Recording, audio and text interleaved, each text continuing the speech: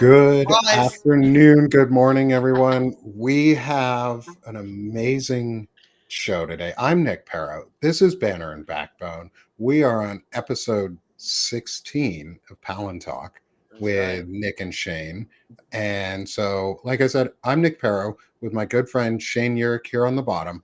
And we are joined by a special guest today and an amazing friend, someone who is doing some incredible work, a memoirist, a storyteller, and had an accident with AI that we really want to talk about because we Oh my talk a lot God, of tech yes. here.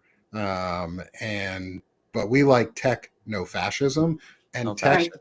no made up dating scenarios that lure women into places that are possibly really dangerous. Like this seems super sketchy as fuck. So before Yes. we get into anything today, I'd like, if you could, Dana, could you introduce yourself to everyone Yes, who please. might not know you? I would Um, love to.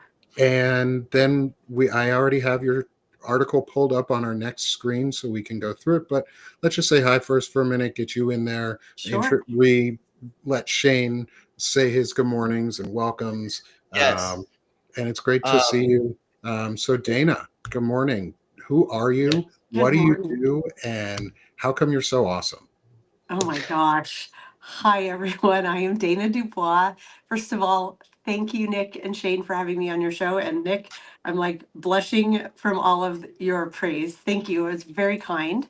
But I'm a Gen X multi hyphenate. So answering the like, who am I is always like, I could like pull out the laundry list, but we'll start with I am a writer, I'm a memoirist, and I am a podcaster. I co host the Daily Whatever Show with my BFF, Lawrence Winterman, who also co founded Banner and Backbone with you, Nick. So I've joked with Shar, Lawrence's other best friend, that we're uh, like platonic metamors because we share a best friend. So I don't know what that makes us. We're like platonic podcastamores because I we share a I don't know, but founder. I like it. I like it too. Um, so I founded a few publications. I am immensely immersed in words, storytelling, and ideas, and I am super passionate about how, like, where we are about media right now, and the idea that legacy media is well, it was the fourth leg of a democracy, and it is one of the legs that is being kicked out from under us. And so it is up to independent journalists like all of us here on this live, and probably loads of folks in the audience too, to uplevel stories as they're happening, to keep everyone informed. So I won't quite pause yet. I tend to write about relationships, both dating and family. I write about parenting. I write about music. Music is kind of my first love, and when our democracy isn't, in a state of turmoil, I focus on that a bit more. And this story, it kind of elevates the personal into the political, into safety questions that impact all women in dating, but also just all of us, because AI is rapidly becoming not a choice anymore. All of the tools that we use at work, for our personal productivity and just sort of our lives are all launching with these AI components, and frequently we can't opt out of them at all. And Lawrence and I like to joke on the Daily Whatever Show, because we do both have backgrounds working in tech, that these are products that are, I would call, like MVPs, like minimum viable products sometimes, where they're Mhm. just being launched and it's like, let's see what happens. And what happened with this Facebook dating AI, if it didn't happen to me, I wouldn't believe this story. But it did happen, and I do have all the screenshots, and I can't wait to talk to you both about it more today. I'm so excited, and I told you in the background too, before Shane, before you jump in, and Yeah. 'cause Dana and I talked a little bit before the show, and I even told her, I was like, just like she said, I wouldn't have believed this story right away unless it was someone I knew, because it is kind of outlandish sounding that this It's is where we're fantastical. at, but it's Yes. also like so like wow, this really is where we're at, and eye-opening. Yes. And it's going to get worse too. Like AI dating experiences and things like this are going to get really, really much worse because regulations are going away and they're not trying to make it a like safer experience. No, and women are, I don't want to jump in yet because I know Shane hasn't introduced himself yet, so I'll wait to, I have It's so much to okay. say on this. I think my introduction is less pertinent. People should know at this point on episode 16 who I am. But I will say this, having listened to everything you guys have said. One, good morning, everybody. The reason I hopped on here and was like surprised is I was like texting Nick furiously before I got here. I'm like probably 10 minutes ago. I'm 15 minutes down the trail, walking the dogs. And so I ran to the car, got in the car, got all the way back here, and somehow managed to hop on right while the music was playing. So I was very proud of myself, happy to, because they, in the countdown, I was like, ah. So anyway, that's my short story of my exciting journey over the last 10 minutes. Well, I'm I had glad to you. wipe the rain off my glasses and like fluff my hair that I was walking my dog too, and it's raining here, so I was like, what's going on? Well, Yes. I'm glad the both of you made it because I didn't have to go very far. I just went from one live browser to another. Like I switched from one Google Chrome profile to another so that I was on the right restream accounts and things like that. Like that was my hard morning. I even have my Billy or blue chili and bandit Bluey. mug out. Yes. With You're the Bandit to my chili. Love that. And I'll give a shout out to Australian media because you guys are pretty awesome, and my kids love Bluey, and we're a Bluey family, and it's amazing. And if you haven't watched it and you've got kids, you probably should. You're missing out because it's more of a parenting show than a kids show, and it's really fun. Anyway, I wanted to say really quick. My Gen X mug. You were both talking about how and not to be the contrarian, but when I saw that you posted this, Dana, my thought was like, of course, because I'm sitting here and I will say, you had two comments that I noted. I wanted to just jump in on really quick. Okay. The first being was that you're like, this was both you guys. I'm sitting here. One of the things that has stuck with me forever since I saw it, I can't get this number out of my head. 51% of traffic is bots on the internet, period. So the second you go on the internet, we're outnumbered. The chance of you interacting with a bot is higher than interacting with a person, first and foremost. Okay, so over 50% of the time, that's not a human being. That's appalling. And so the second that you noted was a lot of these companies, you can't opt out. Right. And so the only comparable spending in the history of the United States to what they have put into AI is the railroad, which was worth about $3 trillion. Okay. Other than that, there has been no endeavor in the history of America that comes close to the amount of capital that's been put into AI in a short amount of time. Crazy. So $1.7 trillion into AI in the last, since 2023 or 2022. Was it 2022 when they started launching LLMs? Was that, or was it 2023? I think it was around. What is time, Shane? What is time? It really doesn't. Yeah, it was 22-ish, I think, and so, probably near the end of post-pandemic. So in those 3 years, post-pandemic. What I was looking at, Reuters did this phenomenal investigation where they show you the level of investment in the curve.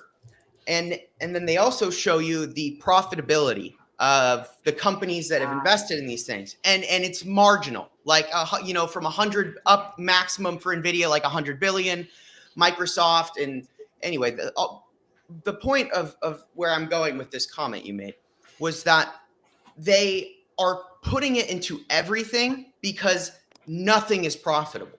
So they're just forcibly putting it into anything they can conceivably put it into because the level of investment that they've made versus profitability, they have zero choice. That's why you have this AI push with these minimum viable products. That other thing, I want to link that in too, because they just don't, they don't know what they can do because they've spent so much money and it's not paying off. And so I think like the reason you're seeing crackling. Sorry. Is it my microphone? Oh, Am I I'm the only starting one to hear hearing? some crackling. I'm hearing like really loud crackling. I just wanted to jump in, and I don't know if it's Is it? me. I don't think it's me. Is anyone hearing crackling? I hear it a little. I hear like a pop every so often, but I was kind Oh, of ignoring it. okay. Is it coming from my microphone? Because it might. Maybe I need to change my. Let me see here. Anyway, It might just be to Better just now. to just to finish that thought, really, is Yes, that I please. think you're right. The fact that it's popping up in this dating sphere is Right. because they're like, oh, well, maybe we can use it here. Maybe we can use it there. And the other Yeah. thing you Hey, said why don't we just test it on women? We test everything yeah, else on women, and it's absolutely. fine. Especially Mhm. when you consider these people view women as a second class to Yeah. society in general.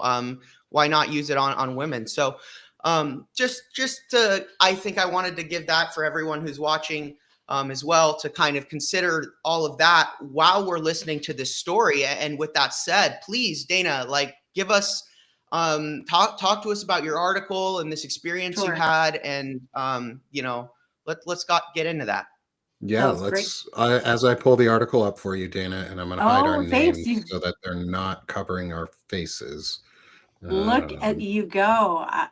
Gen Xe and the Daily Whatever Show. We haven't done this kind of stuff with StreamYard yet, and we really need to. Um, I am going to pull the link to the chat because I can't help but do it because, you know, and I'm going that's what to I do. So all as we go through it too. I'm going to change our QR code here in the top right-hand corner from Feeding America to the Facebook AI article itself. So oh, thank you. if you're Thank you. on a secondary platform, because we're on Twitch and YouTube as well, and you want to try and you want to scan that QR code or in the post show, please do link to it. Links right to Dana's article. Let's help get this out there. Thank you. Thank you. I so appreciate it, Nick. So this, I'm going to try to be succinct because there's a lot of like details and I'm a storyteller, right? This actually happened back in April and I've only now finally written it. And I did it, backstory. I was on Julie Roginski's Salty Politics show on Halloween with Lawrence. We were talking about, we're both Gen Xers. We don't hate AI. And I want to make that clear at the start of this conversation. I'm not here to just bash AI. I mean, AI created the image that's with this article. Gemini is a little eerily good now with creating images. I used AI to help me edit this article. Like AI under controlled circumstances with human oversight. We're going to come back to that. It's here, and frankly, it's valuable. I get it. That said, when I was talking, Lawrence and I were talking to Julie about the dangers of just blindly accepting everything in AI, and I referenced what had happened to me, and she was like, Dana, you need to write this. And so when Julie Roginski tells you to write something, you go write it. And so Yeah. I did. And in revisiting the screenshots that I had, I was like, did this really happen? Does that ever happen to you where like enough time goes by that you're like, this is so fantastical. This just can't really be real, can it? But I promise you it was. Also, I want to caveat this with I was an outlier, and you'll hear why as I go through the story. I was what we would call an edge case in tech. This probably isn't happening to many people. I can't find any accounts online of other people talking about this, but maybe that makes it even more important because it's the question of what does AI do when there is an edge case and it has to decide outside the box of what it usually has, because I promise you I will not be the only edge case, right? So here's what happened. I'm single. I still am. Hi, fellas. Um, and I have a dating profile on Facebook Dating. It's been up for a while. Whatever.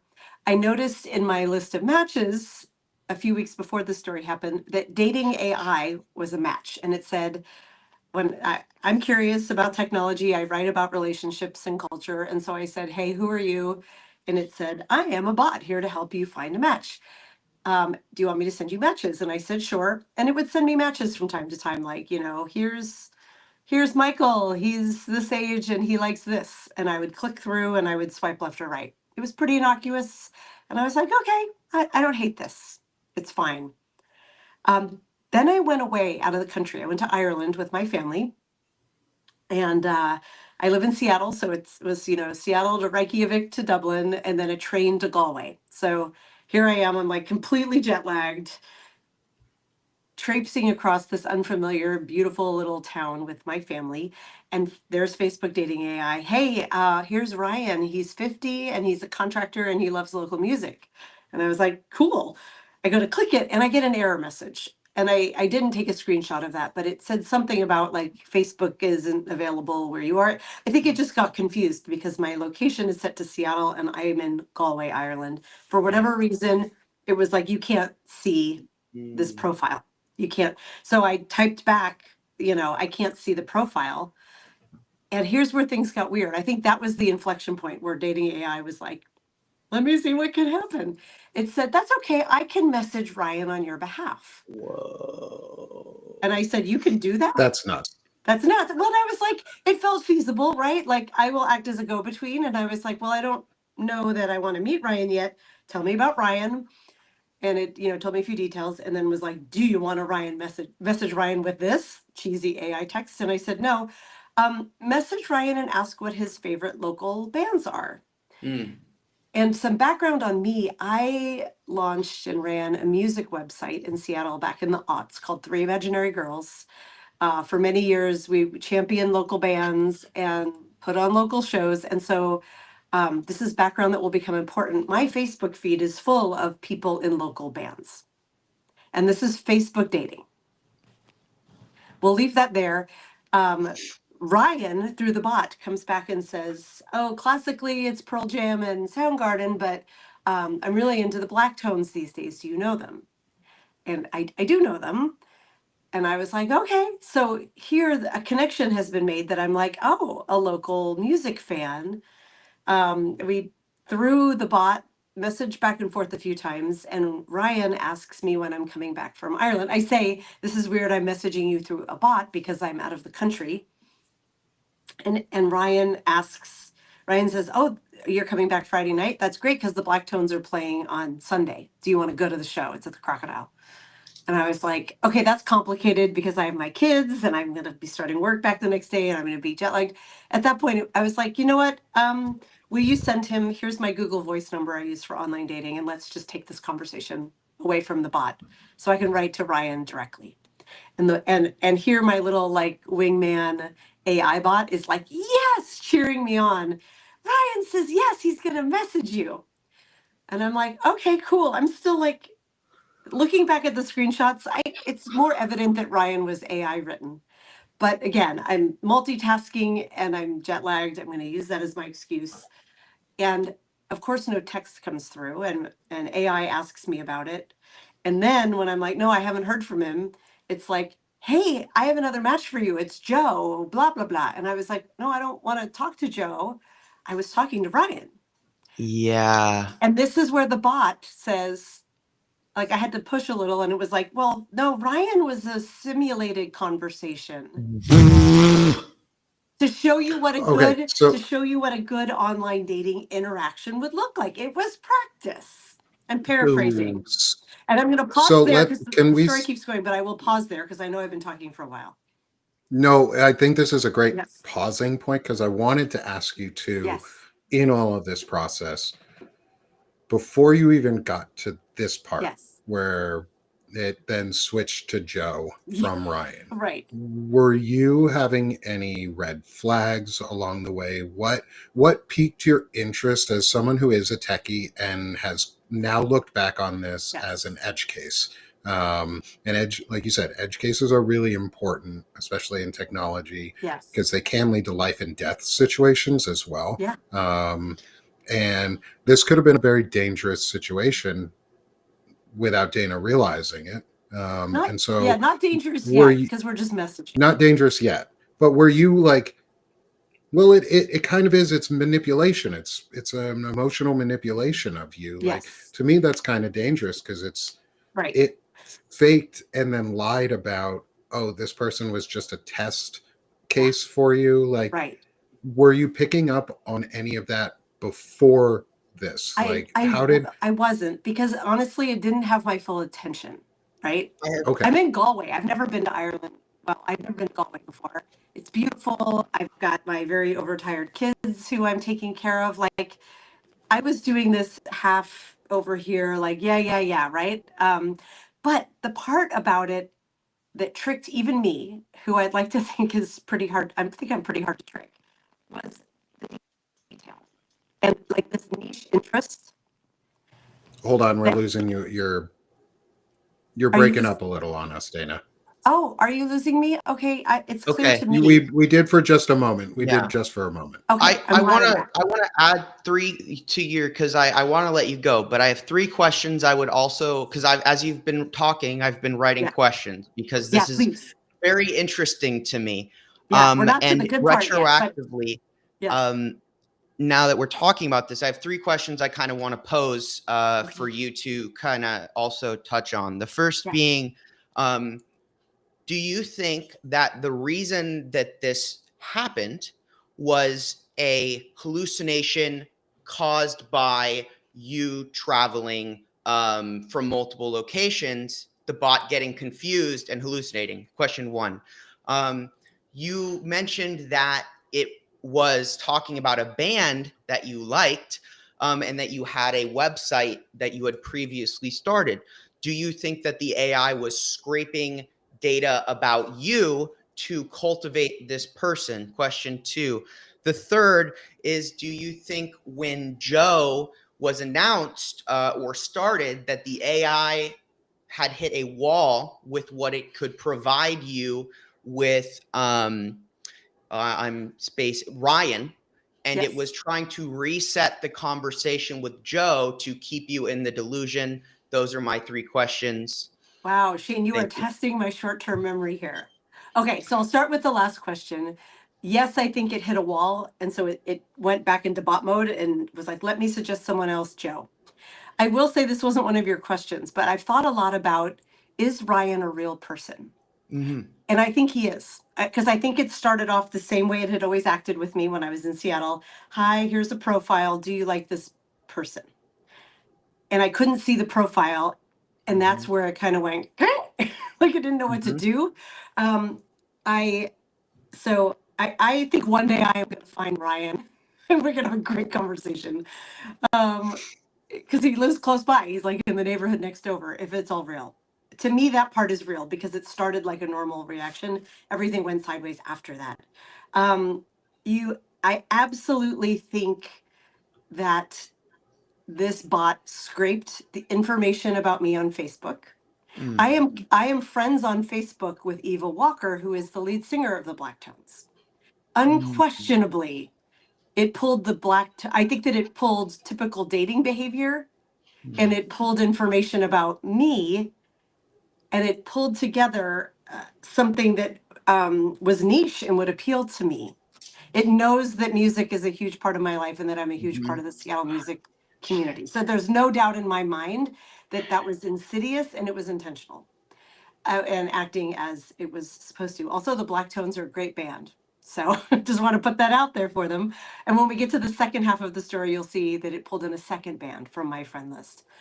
I think I've answered questions 3 and 2. What was question 1 again? Do you think that the whole thing was triggered by a hallucination because you traveled? So the AI wanted to provide you, and like you said, it was an edge case. So which makes me think that the AI itself is, if it can, is going to pull you a real profile. Now, what I'm curious if you think is what happened is that the AI's, I'm going to say desire. Desire is a human trait, and I don't have a better, word. So, the AI's desire to provide you with a profile, which is what it's supposed to do, caused it to hallucinate Ryan so it could do what it's supposed to do in Ireland.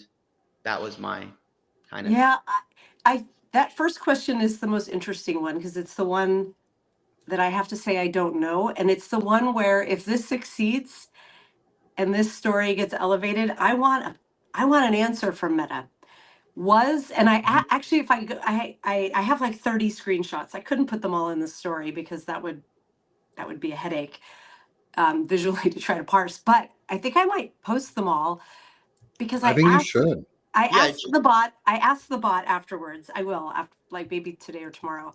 Are you behaving as intended, or have you jumped the walls of your parameters? Like, I'm not an AI developer, so I don't have this expertise. But my hunch is that this was AI gone rogue.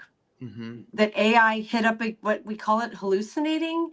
But this is beyond a hallucination, because typically a hallucination is just they make up like a data point, or Right. they'll start writing copy, and it's editing your copy, and it's writing its own at the same time. It's imagining things. This felt like it had intent. The Right. goal it had was getting me on a date, and that is like what the hell is happening here right now? So Yeah, I that's want to where know I what the would like an algorithm's answer. underneath. And I really have to get to the second half of the story, because you're Oh gonna yeah. flip when I tell you the second half. It's way worse. God. And Okay. it Let's get gets back into it into, for you. yeah. So at this point, where we left off, the bot has fessed up. I was only testing you.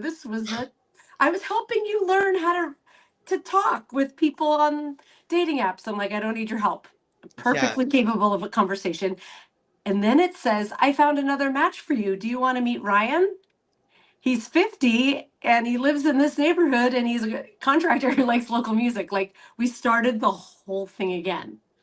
And at this point, I'm like, yes, I would love to meet Ryan, because I want to see how far the bot will go.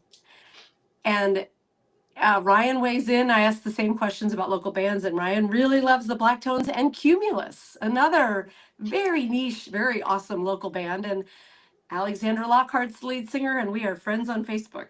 So it's once again mined my information to seem real. And and it says, there's a Black Tone show at the Crocodile. Same thing, only this time it's Friday night.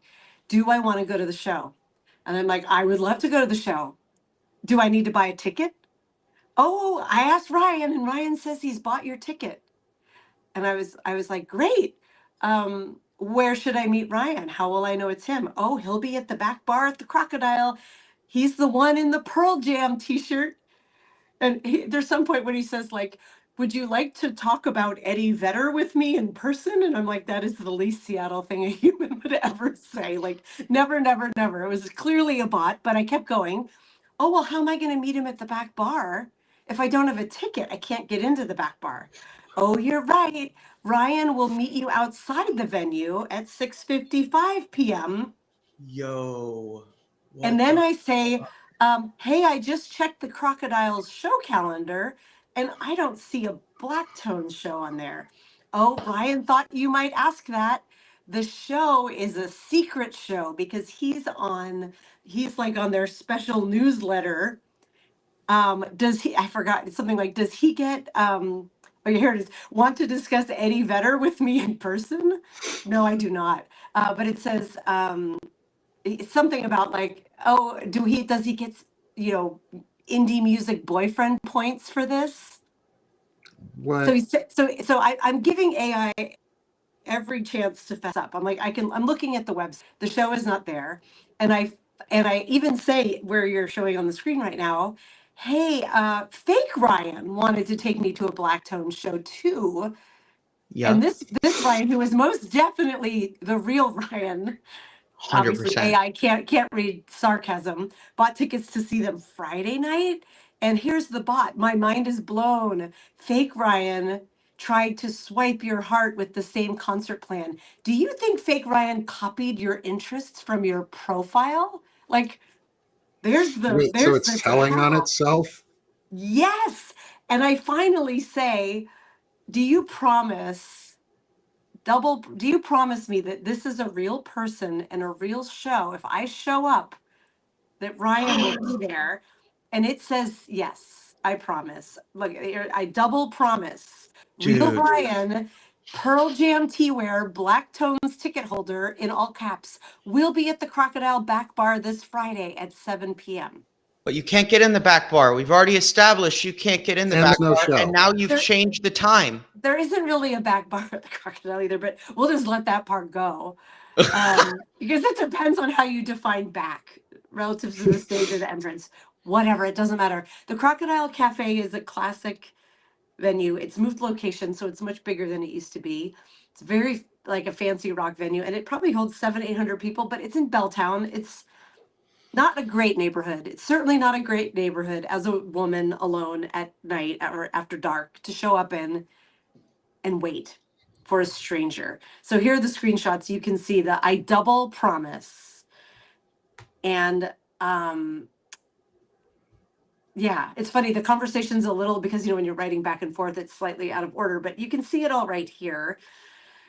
I gave this dating AI bot every chance to be like, you're right, this is a simulation, this isn't real. But it can't read social cues, of course, because it's a fucking robot. Sorry, I hope I'm allowed to swear on your show. Oh, yeah, So absolutely. it can't read. You know me by now, Dana. I know. That's a silly It was question. okay. It cannot read the cues to know that I'm fucking with it, right? That I'm pushing until I finally say, I know this is fake, and I need to know why you're trying to get a single woman to show up at a downtown venue in a not great neighborhood for a show that doesn't exist for a man who doesn't exist.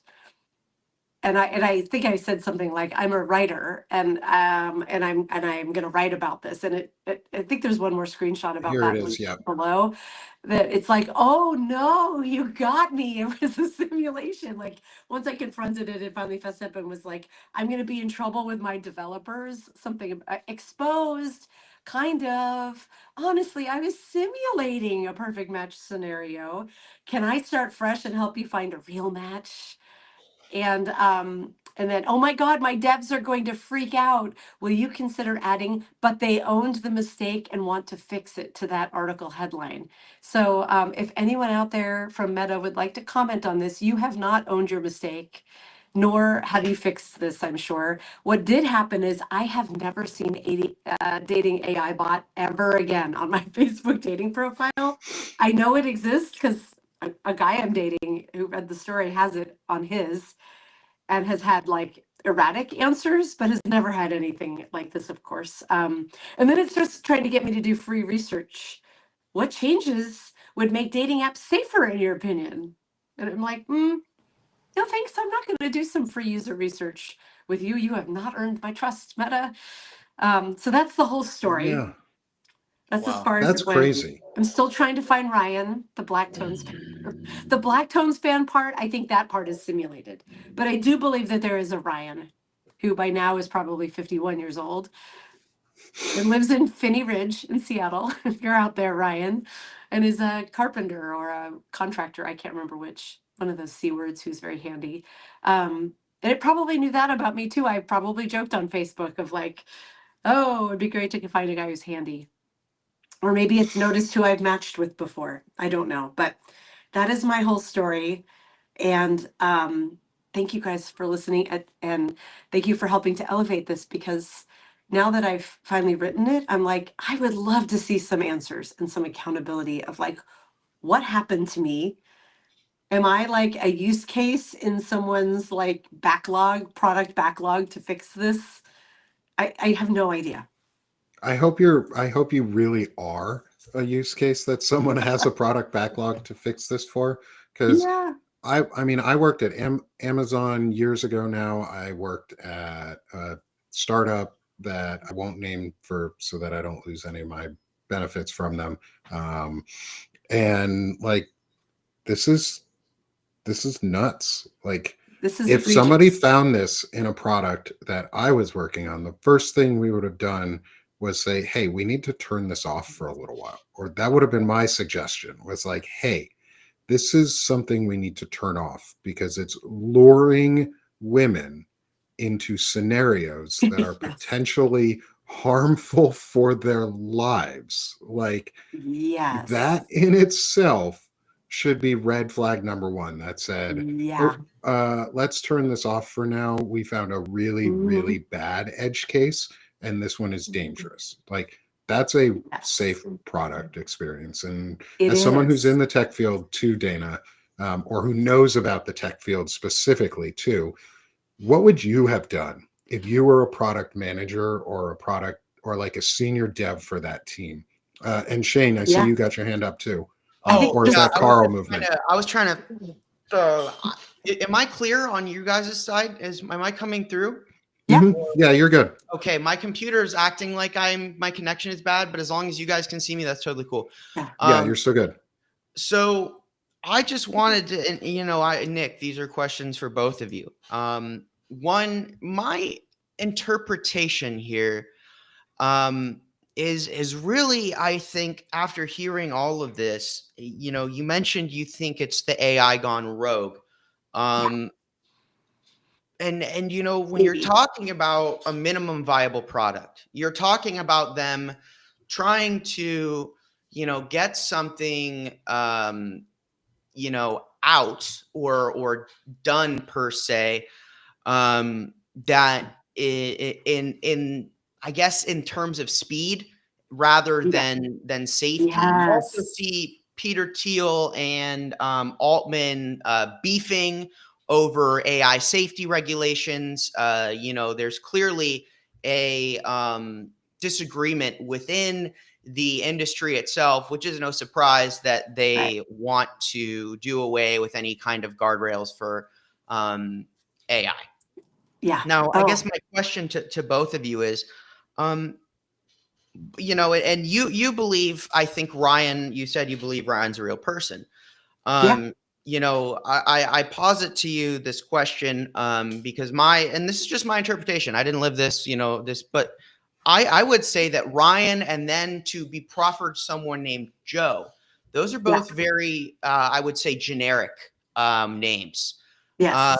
Not to if your name is Ryan or Joe, I'm not calling you generic. I'm sure you are unique and awesome in your own Well, they're right. popular names. Same with Nick. Like, I'm surprised it wasn't a Nick that you got because it's a fairly common name. Right. And my question, I guess, is in that sense, I think, do you think it was training on you? Do you think that it was basically and then the fact that it re-offered Nick, okay, or not Nick, sorry, Ryan.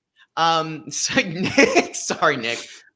Hey, if somebody turns me into a fake AI dating bot, at least get the beard right and the glasses.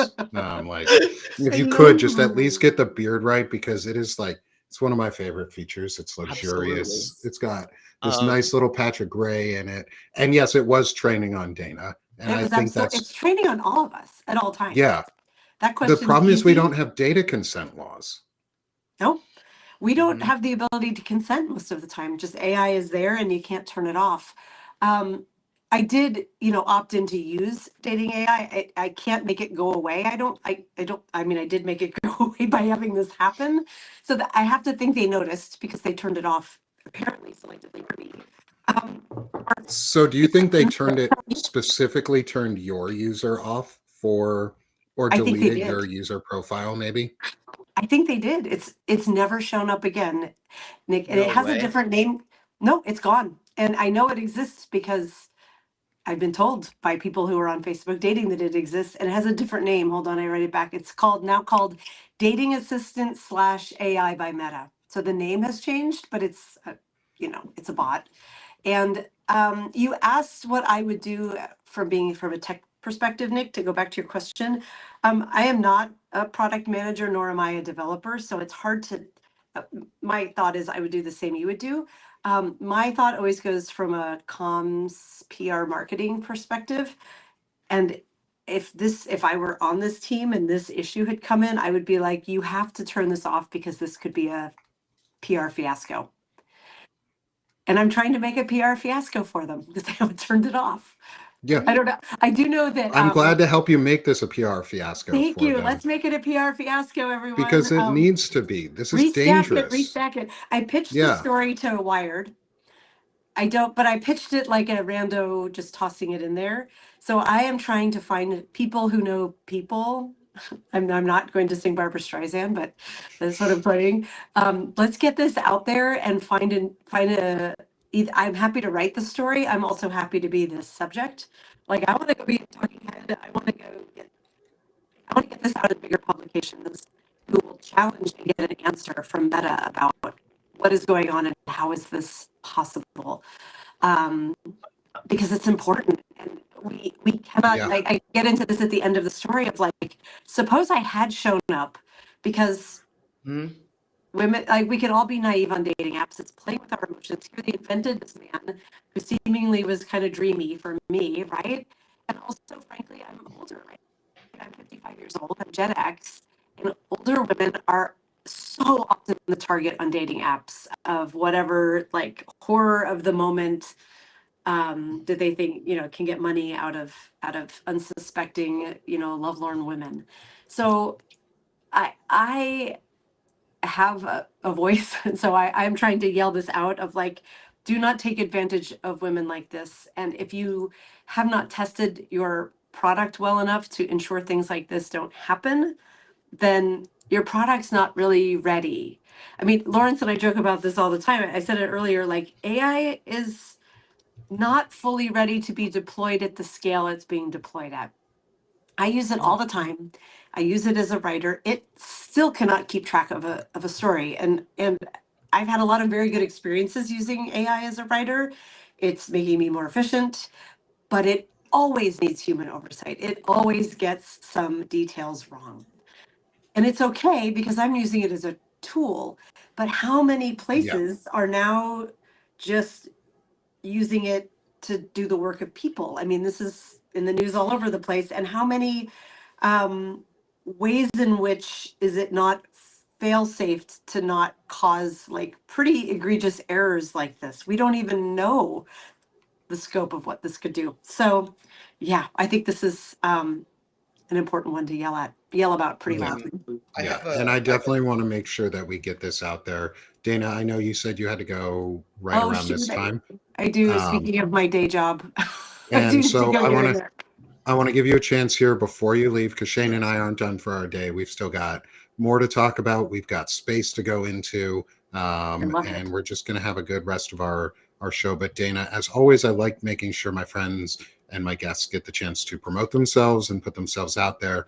So I'm gonna put up some QR codes. Can you sell yourself, my friend, and tell everybody Ooh. where they can find you? Yes, you can. My primary publication is called Gen XE. That's Gen XY. And Gen XE hosts a daily live podcast called The Daily Whatever Show. It's how I know Nick and Shane. They have both been guests on our show. It airs every weekday at 7 a.m. my time and 10 a.m. East Coast time, as well as Saturdays at noon East Coast time, 9 a.m. here. We would love to have all the Banner and Backbone folks come on over and listen to me and to Lawrence and to our guests. We dive into the kind of the people who are elevating things on the left from a cultural, creative, and political perspective. So we would love to have you there. I also am, as I said, a personal essayist. I write memoir type stories that also are cultural observations. This is a great example.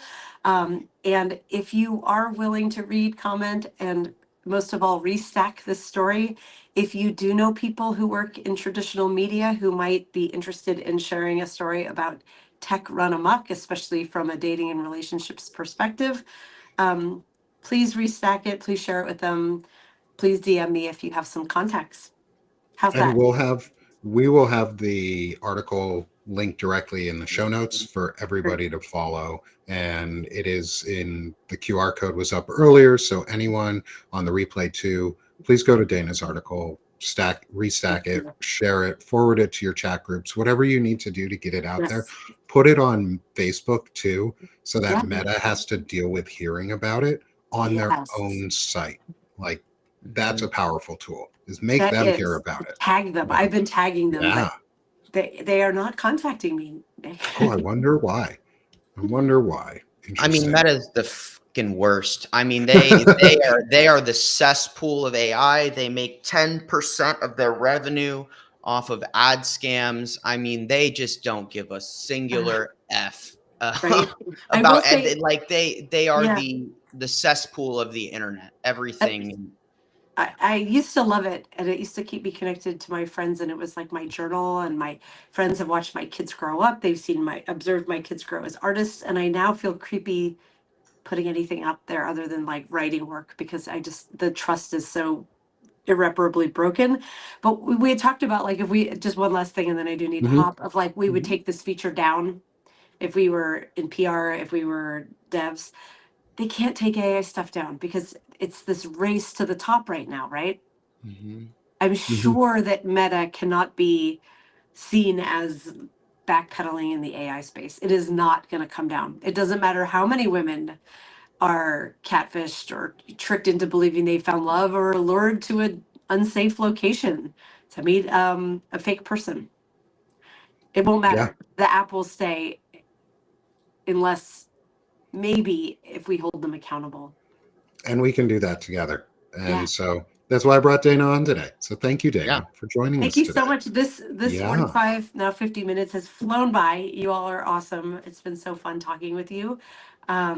Yeah, I'm going to go shift gears and go start my workday. Have fun doing your The not thing. favorite job. And we'll see you again soon. Hopefully we'll have you on again soon too, but go check out the And vice Daily versa. Whatever and the Gen XE. It's my favorite morning show. And Thank it's you. like Dana said, it's the reason we all know each other. It It's is. because of them. And we've all built out together. So go support the OGs in our community, Dana Oh my DuBois gosh. and Lawrence Winterman over at Gen XE. Thank you so much. Have a great day, you guys. Yes, thank you for Thanks, joining us, Dana. Dana. We'll see you again Bye. soon. Yes, please. Bye. And with that, we continue this discussion. Shane, thanks for some really good questions today, too. Yeah. Any thoughts before we go into anything else before we shift gears into space at all today? Yeah, I Any mean, there's a thoughts? couple things. Okay, so I mean, the first thing I was thinking about this whole story, okay, is my brother. I hung out with my brother yesterday. Okay, he's 22, and my brother is he's a bit of a nut sometimes. He's a little crazy. I love the kid, but he was telling me because he's much deeper into the Reddit. I'm like the enigma of my generation. I don't enjoy the internet in any capacity. I kind of fucking hate it. I just think all of these things. I just think it's become a cesspool. Like I said, but he was telling me, and he showed me a little bit because I had before it was something I'm paying for now, and I kind of regret it, but it is what it is. I got a Tesla when a couple years ago. Okay, when I was like, I want to not pollute the environment. And I had a Tacoma that I got, and I go on, but I needed it to do my job because I was spending too much on gas. I'm in California, so they'll take an arm and a leg. But now, despite even if you don't want it, now Grok is installed in your car. Okay, so you get a limited amount of time with Grok. Now, Grok. Can you turn that feature off? Talking to Grok, but people are using Grok for basically to have the equivalent of phone sex with Grok. And my brother was telling me these Reddit stories, and we prompted it, and with 2 questions, Grok will start to flirt with you, and it will try and get you to engage in conversations of a sexual nature. It's disgusting. It's disgusting. And so this doesn't even touch the this Grok was willing to describe its physical appearance in I was like, okay, stop. I Please tell me that it's not describing its physical appearance as though it were Elon Musk, because that would be fucking gross. Because I feel like that's what it's based off of, is Elon Musk uses Grok to get his sexual fantasies out there and just fantasizes about himself as Grok, so he gets everybody else to be Grokophiles. Yeah, dude. I don't know what the fuck. Can you turn that off? Is that a feature you can turn off in your car? Is the Grok? There's, I guess, not safe for work mode, but it's not the default. And I'll be honest with you, Nick, dude. Whatever you think, my brother was reading me some of these Reddit stories. I got it to say what it was. It basically said that it we had it do like a historical, like how it would win World War II, right? And it's like I had I kicked Hitler off and started the Fourth Reich, right? So Nazi grok, like absolutely a thing. But like you can tell by the quality of these stories my brother was telling me and these things that grok is very good at this. Not like it's like been trained to the point where it can be a fantasy. It can create these fantasies for you. That's nuts. That's It's not just safe. it's not safe. It's not safe at all. But to that point, I guess what this made me think is that and I think someone said this in the chat, you have this loneliness epidemic, you have these incels who can't talk to women, and they would rather, sit in their car and jack off to grok than talk to a real person.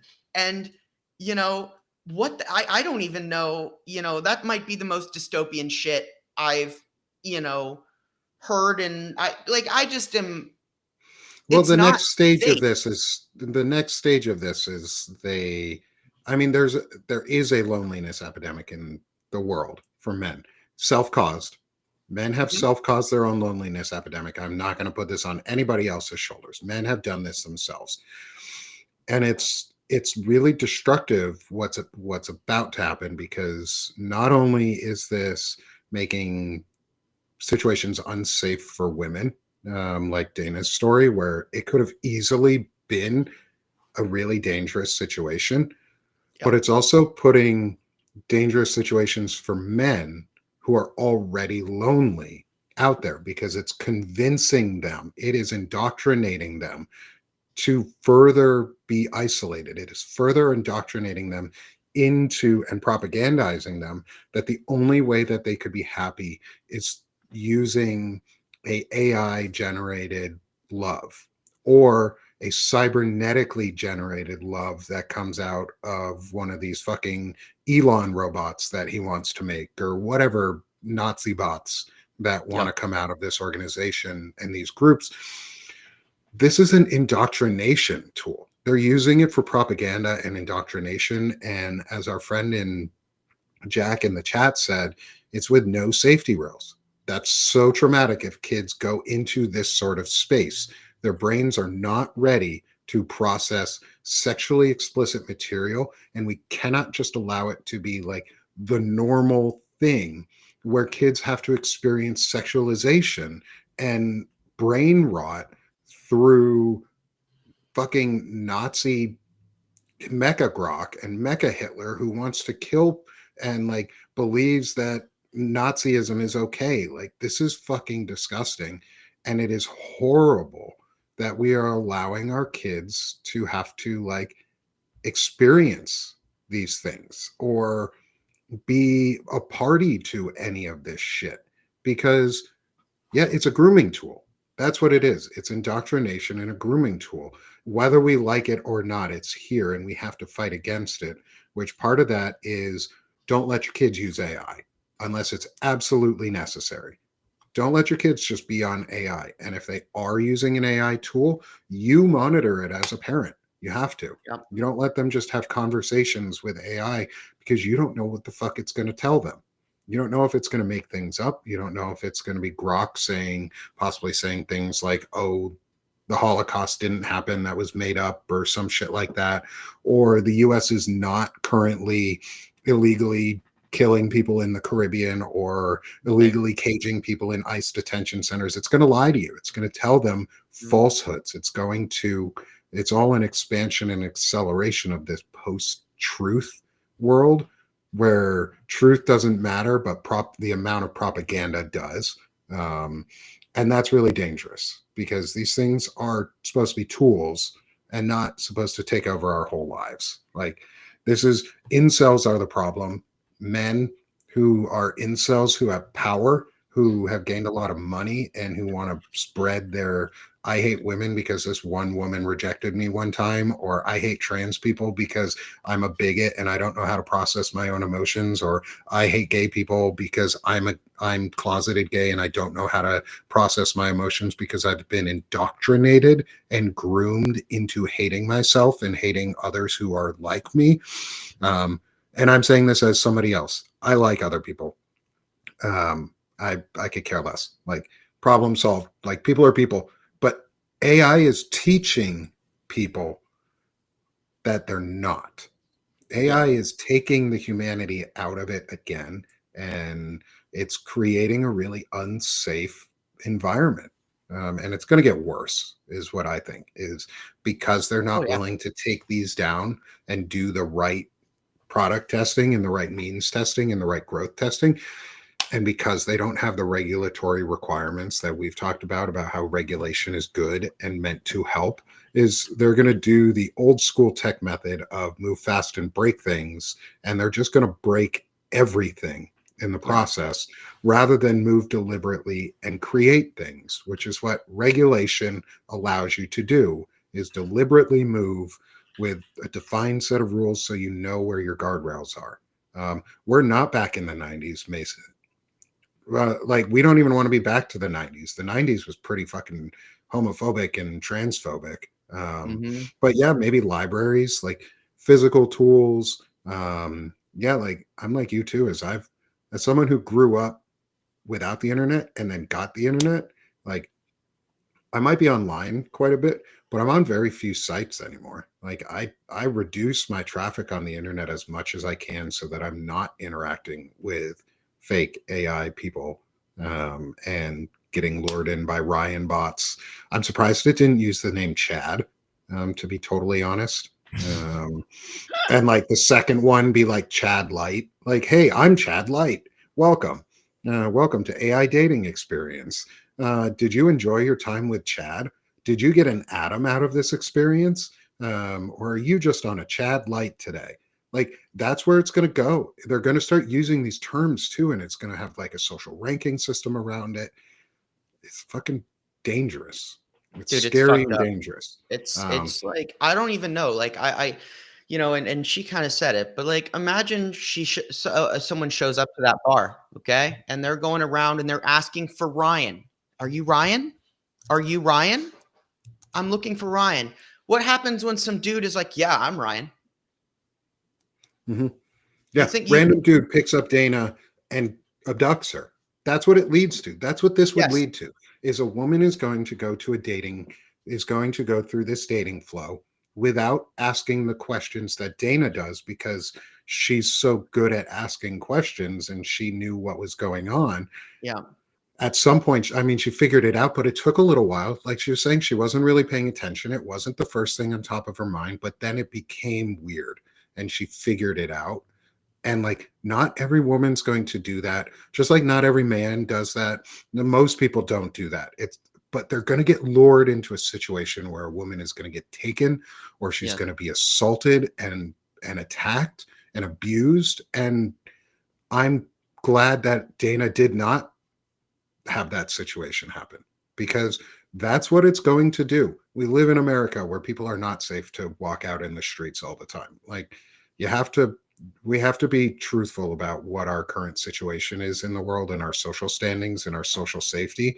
Is, I'm not going to bullshit you. It's not safe all the time in America. It's not safe to be a woman in a lot of places. It's not safe to be Not safe to gay be or black. LGBTQ or a minority or Yeah. anything. It's barely safe to be a Yeah. white Or white Hispanic, man. or it doesn't matter. It's not safe. It's just not Yeah, safe it's here. not safe. Like, you're We right. have It's a just not safe. rampant gun problem. We have rampant pedophilia and child abuse and marriage abuse, spousal abuse and domestic abuse. And as our good friend, or my new good friend, your weirdo friend, said, is on Dana and Lawrence's show this weekend, is fascism is domestic violence on a national scale.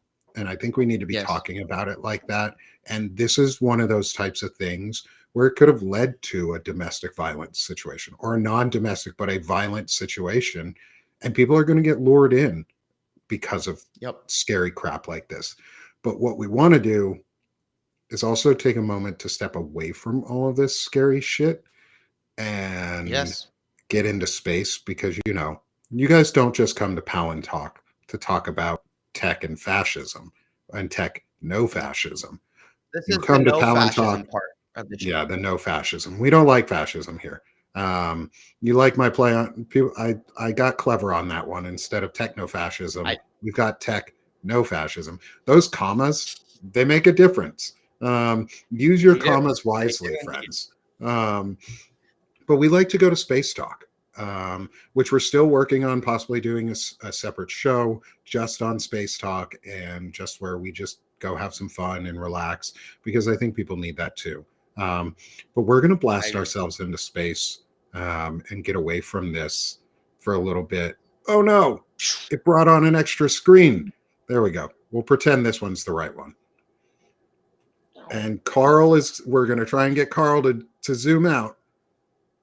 There we go. Carl, the camera, is doing his job. See, AI. Yes. This is a good, well, not AI, but this is a good tool. Like Carl, the camera, is a cool tool because it has functionality and it's a tool, but it doesn't tell Shane to go to random places and Exactly. meet non-real people named Chad and Yes. Ryan. Sorry, Chad and Ryan. You guys, or Ryan and Jack, are the names that they use. Like, sorry that you guys got lumped into that. But we're leaving that space and we're going into space because Shane shared some cool photos again with me today. And I want to talk about them. I've always got And something cool. I do. I always got something cool.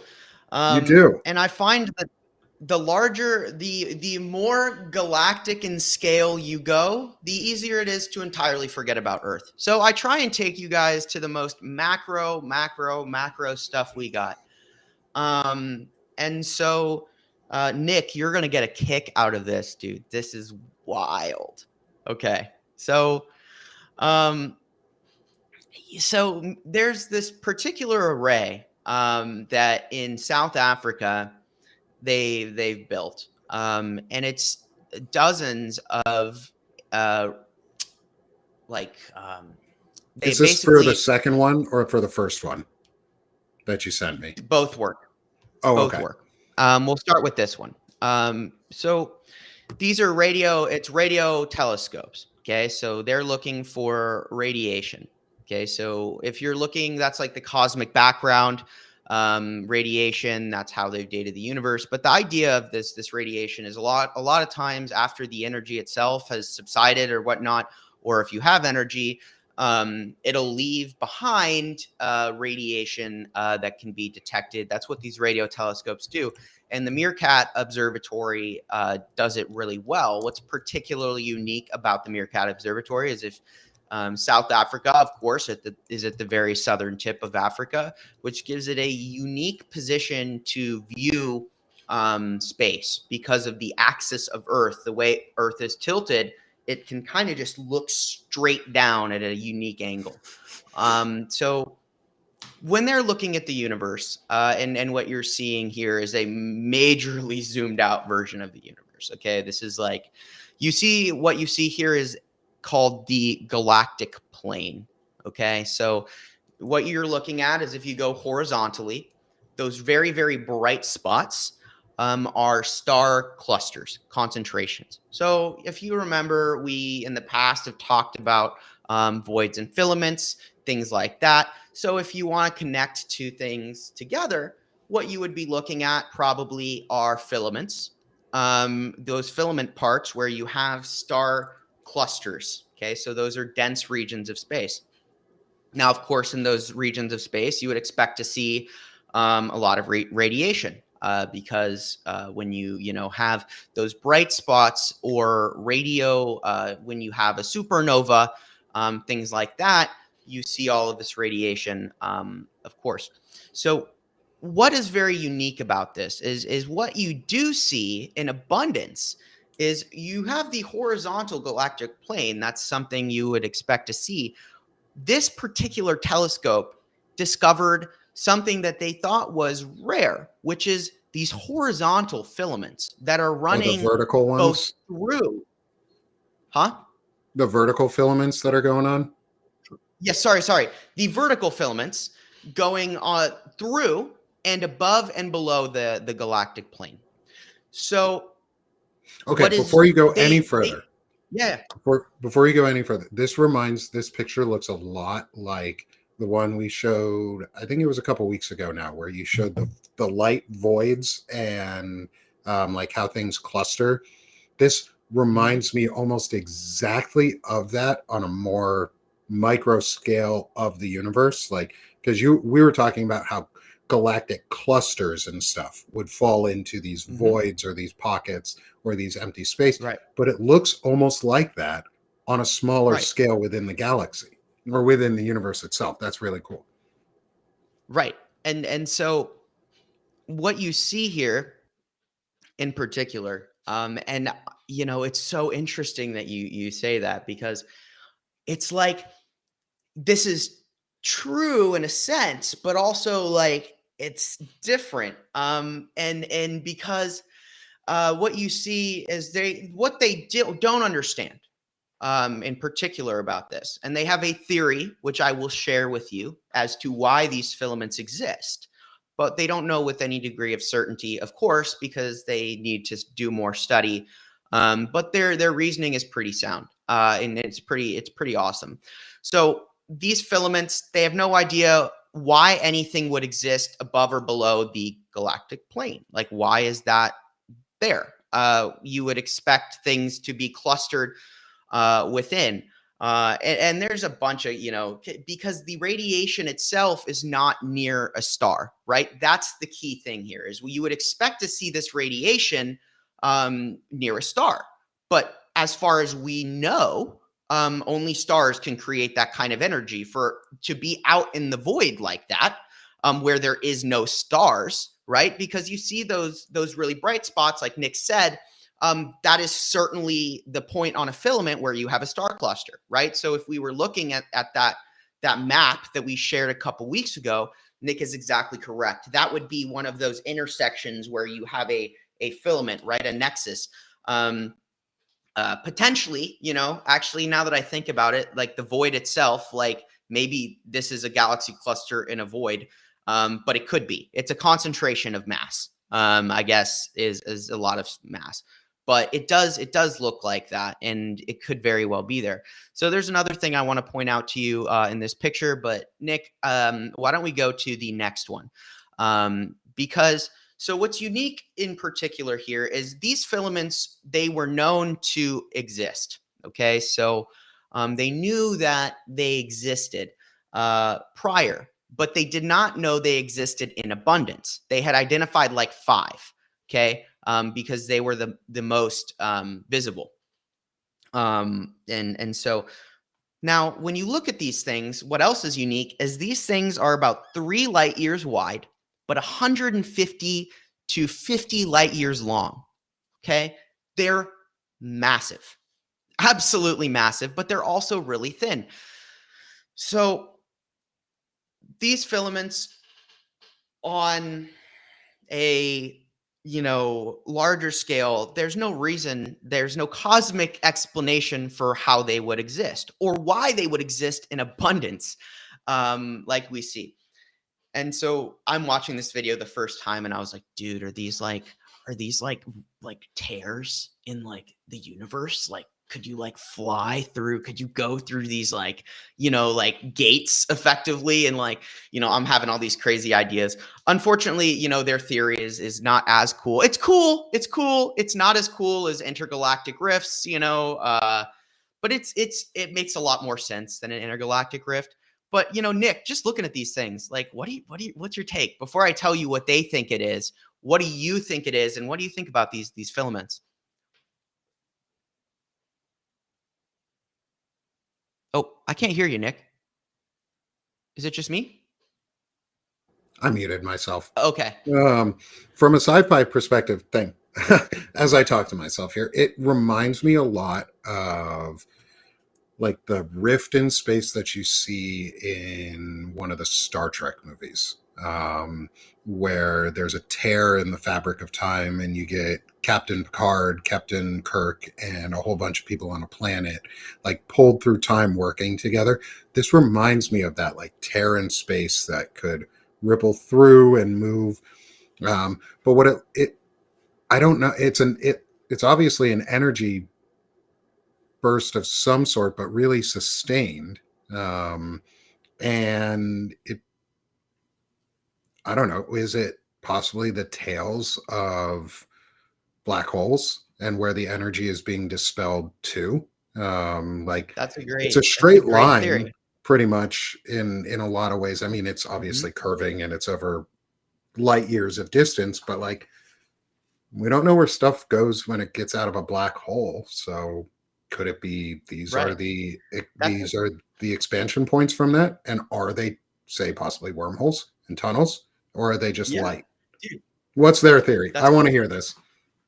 Yeah, so the prevailing theory, and I see people saying they don't get it. So I'm going to try and explain this from a different angle after I tell you what it is, because I want you guys to get it. That's the whole point. So the prevailing theory is that in these galaxies, in these massive clusters, right? When you have a supernova, it expels energy from basically it's like a pulsar or something like that, a massive explosion. Then you have these tails that are ejected into space of this energy.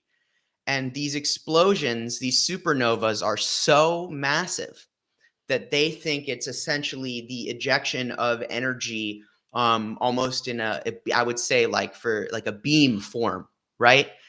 Which explains the very small width. Again, small width is extremely relative. We're talking about 3 light years. So, Big to 100 us, small to the universe. yes, in this small in the scale of the universe. Uh, right? And so basically, you have your supernova. Now, the reason they think this is there's something called radio bubbles. So when you have a supernova, and if you go back to the first picture, I Yeah, can actually point out some of these radio bubbles to you guys. So if you look in these to the side, all right, do you see on would be the left hand side of the image if you're looking at your screen? You see those kind of like circular uh, bubbles, kind of he's things. here. So that's called a radio bubble. And when you have a supernova, you see basically this circular kind of energy, right? Radiating out over time. Now, I don't know. I'm just looking at the picture. And it's interesting to note now that I'm looking at this particular picture where you can actually see a filament kind of snaking out from that one on the left-hand side out of the bottom. It looks pretty weak. Weak again is relative. It would cook the earth in about, 0.2 seconds. But it does kind of look like there might be a filament kind of snaking out on the left-hand side, that one on the bottom, on the left, on the image. So maybe that is something worth them investigating. But so, in terms of that, right? So that's the prevailing theory from the guy who discovered them, that it is some form of trace energy from a supernova. And that's why it's going vertically as opposed because it's being ejected from the galactic plane. So unfortunately, they don't think it's tears in space. That said, dude, it could be black holes, right? Like, again, this is a theory. Like, we're talking to, like, that's their theory. But if they can't prove every other thing wrong, then it doesn't become anything more than a theory, right? So now I'm going to try and explain this a Yeah, little differently, so folks can understand. So what we're looking at, the really bright spots on the screen, let's all zoom out together. So I want you to stop thinking about the solar system or the Milky Way. I want you to just zoom out. We're going to zoom out. And this particular galaxy, in this galaxy, think of it as the spiral. Okay. So you have a spiral galaxy. Um, and so you've got a spiral galaxy. Now imagine, of course, you're not looking down on the galaxy. where you can see it and in that circular form, but you're looking at it directly from the side. So you're sitting in your spaceship that you've managed to get out of the galaxy, and you're sitting in a space. All right, we're sitting back together, and we're looking at that galaxy from the side. And with this particular telescope, or radio telescope, we're looking at the radiation. So we can see where the star clusters are. So where it's brightest from the side of the galaxy, you're not going to see the distribution of where they are looking down, but you're going to see where they are from the side, which is where the most energy is. Okay, so from there, we're looking at the side. The bright spots are the energy. Now, where you have the most star clusters, there's a reason for that, and there's going to be more supernovas, because supernovas are what create the phrase "we are star stuff," right? Okay, it's because all of the heavy elements in the entire universe have been created within stars.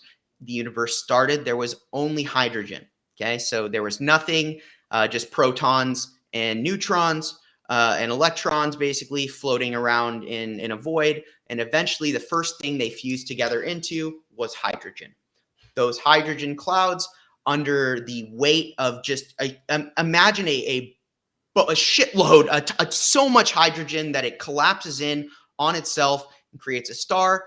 That star does fusion, which creates the first galactic metal, which is helium.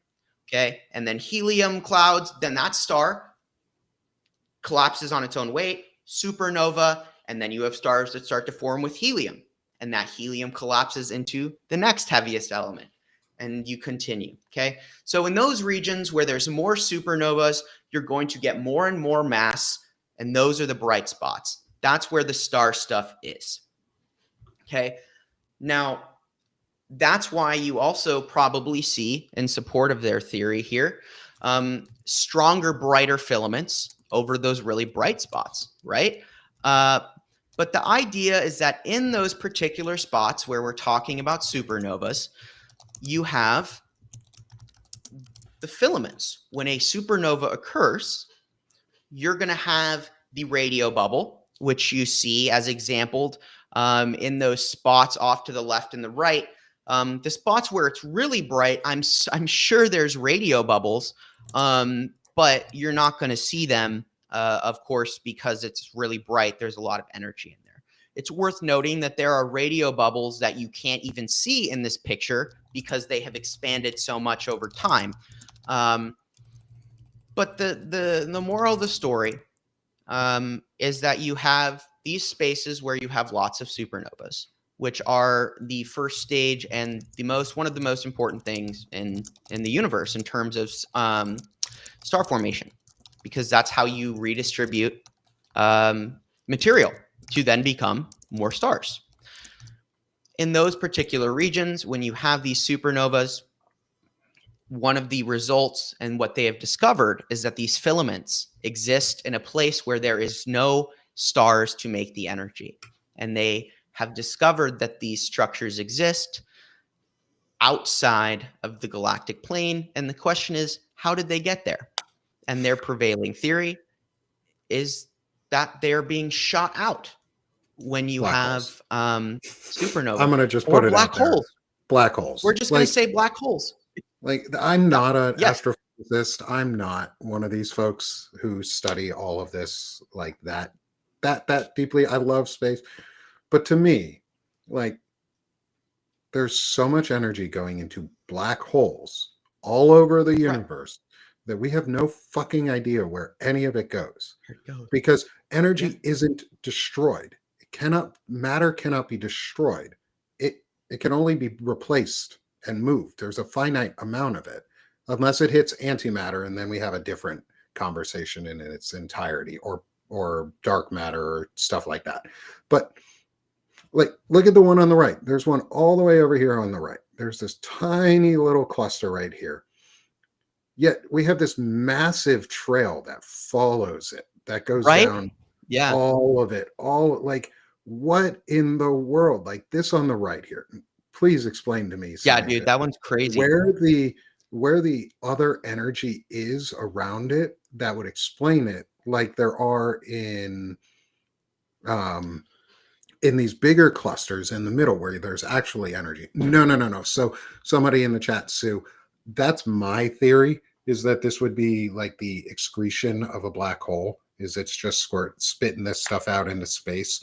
But I don't know. It could be anything. Like Yeah, I'm not an to be clear, astrophysicist, so it's just, for me, it's just a wild guess. And it's cool to think that it, either if it is a supernova remnant and like the energy of a supernova, one that feels kind of weird because supernovas explode in a sphere of explosion, not right? in straight Mhm. lines. Whereas the only Correct. thing so far in the universe that we know produces a straight line effect is when a star collapses into a black hole and creates a gamma burst in a straight line. Right. Like that's the Yep. only other thing that I know of that happens in a straight Right. line radiation point. But that's a black hole. That's when it collapses into a black hole. Not every star that goes supernova becomes a black hole, but every And black Nick makes hole it shoots out gamma rays. right.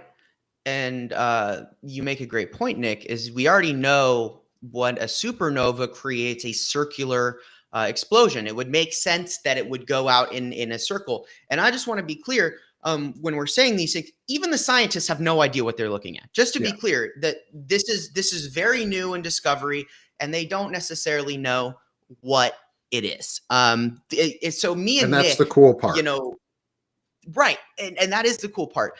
And I really do think that there is a good chance that they are totally wrong, because, and it's interesting, even you see some of the filaments go at an angle, right? So they're not necessarily, going per se in a direct, straight up and down line.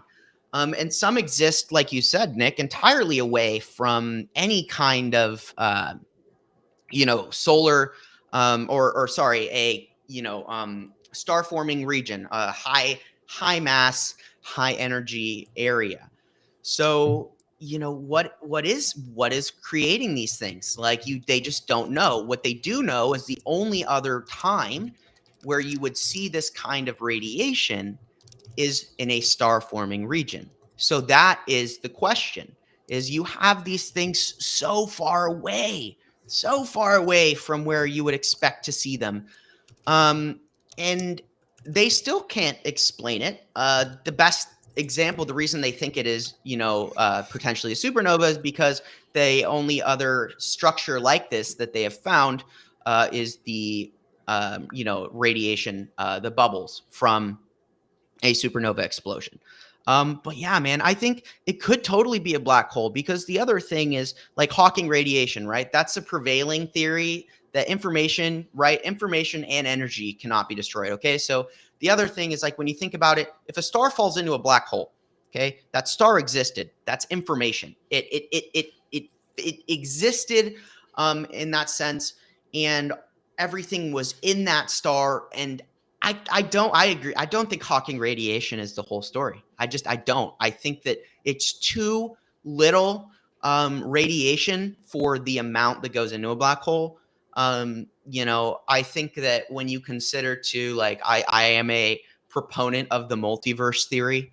Mhm. I think if you have multiverses and then you get a black hole that's heavy enough to effectively drop through the intergalactic plane into somewhere else, maybe that's what those things are. Maybe, right? Maybe that's energy from another black hole from a different place leaking into our galaxy, right? Our That'd be universe. cool.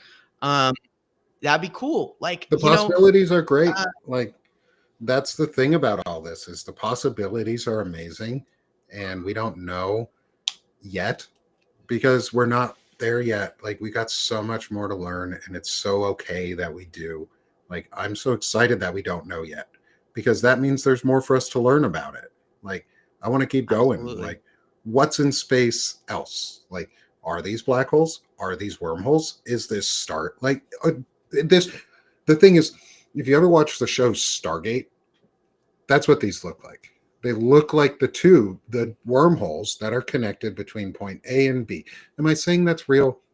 No. But It looks like it. Can I you can imagine definitively it. say it's not? Yeah, but you're right. Can I definitively say that it's not something like that? They also, if you were to probably blow this out even further, it would look more like the connection points in your brain and the neuron endings and the filaments of your brain. The universe resembles our brain in a lot. Well, our brain resembles the universe in a lot of ways. And there are pathways, tunnels, neural pathways between each major grouping in our brain, just like there are in star clusters. There are these pathways that lead to each one, these voids that we're starting to see and find cool information out about. And Shane is showing us things like this, and it's so cool. We're all made out of space. We're all space dust, and we're all children of space and the stars. Like if you're having a bad day, just remember you're a child of the stars and you are made out of space. Like think about that. Mm-hmm. Space made you. Space put you here in this universe through a collection of whatever happened, but you're here because you are a child and a product of space. And I'm going to reground us back from space because I got to go. Hold on, I got one more thing just for you guys one to more pause thing. it. Hit that because hearts, yeah. Hit the hearts in if you're in Substack. Yes. Smash the subscribe so you can get all four of us from today, Banner and Backbone itself, Shane, Dana DuBois, and myself. So smash that heart. Help us Yes. get. There's 250 of you here with us right now on Substack. Plus, we've got YouTube and Twitch going with some viewers over there. Thank you, everyone, for joining us so far. Shane, take it for your one last thing for us. Yes. So this is just this is gonna blow your mind, and I'm just gonna leave this here with you guys. So NASA sent a mission to a extraterrestrial. Extraterrestrial means outside of our solar system. Okay, we don't know where it's from. Called Bennu. All right, so one of the coolest missions. They took back a piece of this meteor. They brought it back to Earth. Now they've been looking at this thing. On this meteor, they found evidence of water, clay, ammonia on this meteor. Okay, these are all things that we find on Earth. They found 14 of the 20 amino acids that make up all of the human DNA, and they found mRNA. Okay. You mean the stuff that RFK is afraid of? Yes. The things that are in vaccines, the things that are building blocks for our DNA. So there you go. On a meteor from outside of space, outside of the solar system, where we've no idea where it came from, somewhere in the void, probably for billions of years, it's been flying around, and it's got clay, it's got mRNA, it's got all of the amino acids on there. We're ammonia. Not alone, friends. We will find life out there sometime soon. Like we're nearing that point where either we wipe ourselves out or we find life. Let's make the good choice and not wipe ourselves out.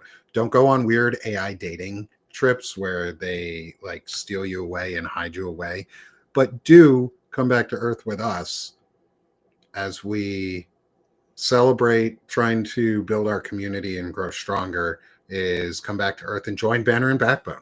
Come subscribe with us here at Banner and Backbone, and help build the network. We are getting stronger every day. There are more and more of you every day who come and join us. We hit the 3,000 free subscriber mark on Banner and Backbone over the weekend, which is so amazing. Thank you all. Keep hitting the subscribes and share us with everyone.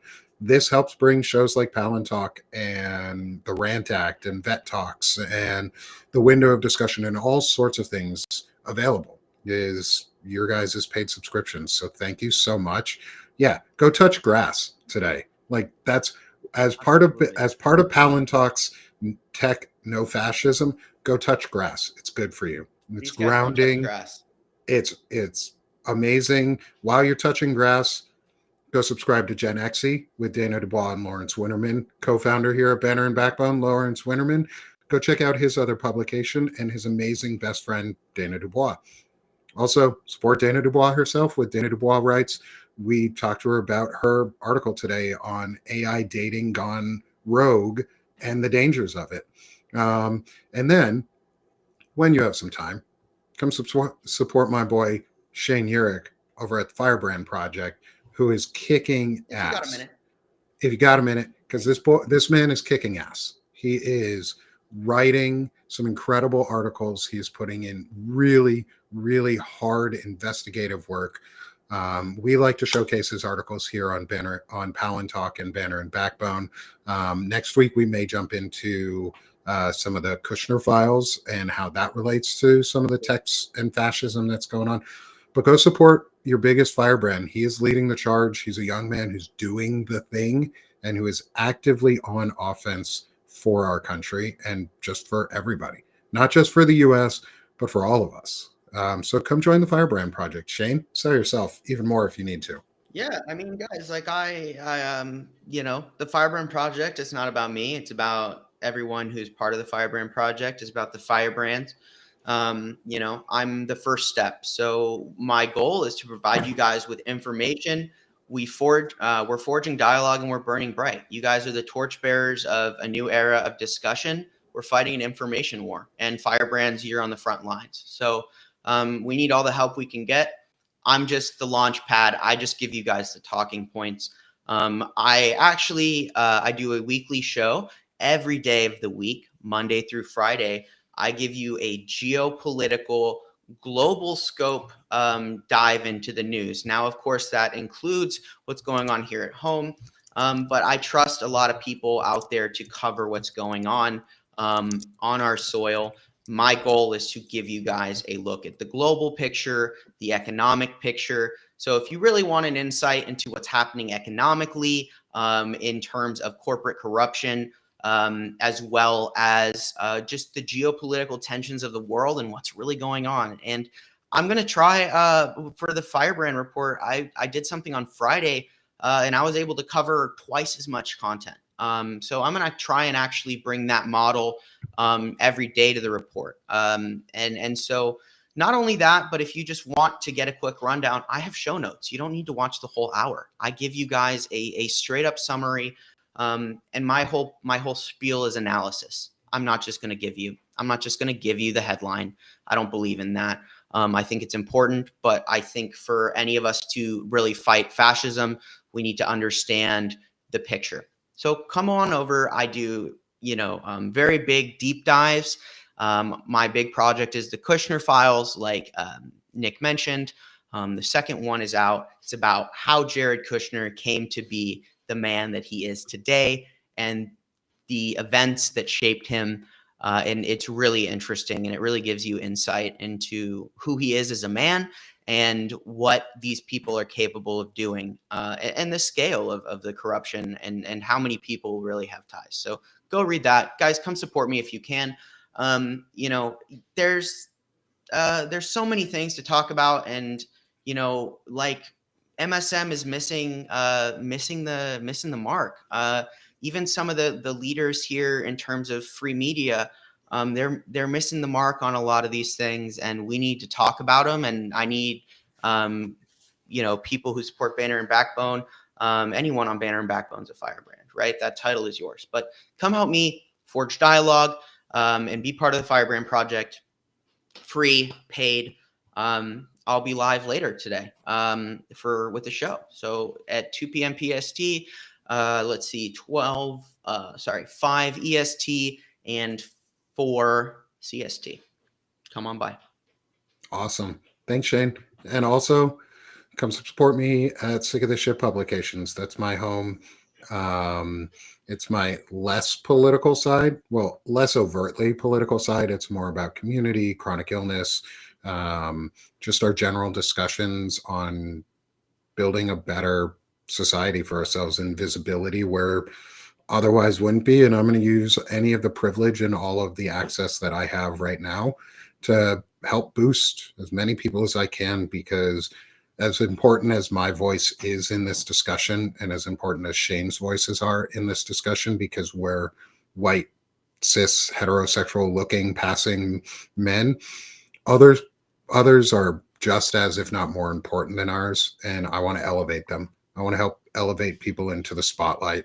And so that's what I do over at Sick of This Shit Publications. I'm also running a 60% off sale, I think it is. I'll have to double check to help get across the 250 paid subscriber mark for Sick of This Shit. So help me get there before the end of the year. And that's going to help me keep doing this and make this really full time and be able to do all of this, plus bring more. Like there's so much more we're working on in the background, so much more we're trying to get out. And so support me at Sick of This Shit Publications. And then last one again, and as we've already talked, support Banner and Backbone. Help us grow. I am turning this space and have turned this space into a community area, and I want it almost to be like a co-op media of sorts. But we're no longer the independent media. We're the new media. We are the new media sphere, and become part of it. Help us grow real new media where we tell the truth, where we bring important stories, where we bring on important people, but we do it authentically, and we do it as ourselves, and we do it with your experiences in mind too, and the engagement from the chat. Unlike others and other media sources out there, we engage highly with our chat. We do it often. We engage with our community, and we listen to you. And when things are either right or wrong, we hear them, and we listen, and we learn, and we adapt and grow. So thanks everyone for being here. Sorry as I cough, but thanks everyone for being here with us again. How dare I be human? There are 263 of you with us here in Substack. We've got others viewing around Twitch and YouTube. If you're on Substack with us, hit that subscribe button in the top left corner just to free subscribe to all of us. That includes Dana DuBois, who is with us for the first half of the show. And if you missed that part, please come back for the replay and watch Dana. She brought an incredible story today. We covered AI dating gone rogue, and Dana has some questions, and I have some questions for Facebook and Meta. And we want to hopefully bring her story into the spotlight, so that it can get published nationally in one of these legacy outlets or even internet outlets, but somewhere where there is a huge reach that we don't have yet. We're the new media, or as Mason said, new legendary media. I'm pretty cool with being legendary. I'll take that. But the new media sphere is us. So come join us here at Banner and Backbone, at Sick of This Shit Publications, at the Firebrand Project, at Gen Xe, at Dana DuBois Writes, at all of our friends. We appreciate y'all so much. And as we say here on Palantalk, hell yeah. And like, if you have subscriptions to those purple journalism check marks that they don't need it right now, change that subscription, bring it to someone who does, bring it to a new media sphere who does need the support as we grow, so that we can help continue giving back to the community and continue to grow. So y'all are amazing. And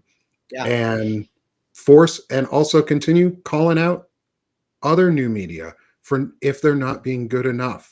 We want accountability, and we want everybody to be better. It's not because we don't like others. It's because we want them to be better. We just want them to grow too. And so don't get mad at us when we call some people out. Get mad at them for not wanting to grow. Yeah. I'll say this last piece. I have asked both of the big networks, tagged them or messaged them directly to cover the manipulation of the Tennessee election, the appearance of 31,000 votes when there's like 0.4% of the election to be tallied. And I have yet to see that coverage. So what's more important, the last thing Trump said, or if he's, weak or crazy or pathetic, or the fact that we have real evidence that they're tampering with our democracy. If you're a pro-democracy network, then you should be defending democracy by covering those things. We cover those things. So and be part of the media. New media. To add on to that, we're actually having This Will Hold on on Wednesday, I will be interviewing This Will Hold, who is Oh, fuck yeah. who is a creator that Dean Blundell and Zev Shalev just had on recently discussing exactly this. And I have some questions that I want to ask. It's an unbiased opinion on this one. I want to hear what This Will Hold has to say, what T has to say, as they Dean and Zev called them was T. I want to hear what T has to say. I want the tea to be spilled, and I want to know the truth, and I want to know what they are doing and what we can do to ensure that the truth gets out there, and that if this is actually happening, that we freaking pull it out of the shadows and make a big ass deal out of it. So look for that on Wednesday, as I bring This Will Hold on, so that we can have that discussion. Because if some of these larger platforms aren't willing to do it, I'll be willing to. I'll be willing to do it. Yep. And I'll be willing to put myself out there and say, we need to investigate every election. And so I'm going to have This Will Hold on so that we can talk about it. It's going to be tea time with T. So thanks, everyone. Shane, thanks again, as always. I always enjoy our Palantalks. And as we say here on Palantalk, and we'll close our show out, this is Palantalk, where we like tech and no fascism. No fascism. Have a great one, y'all. Goodbye. We'll see you again next week.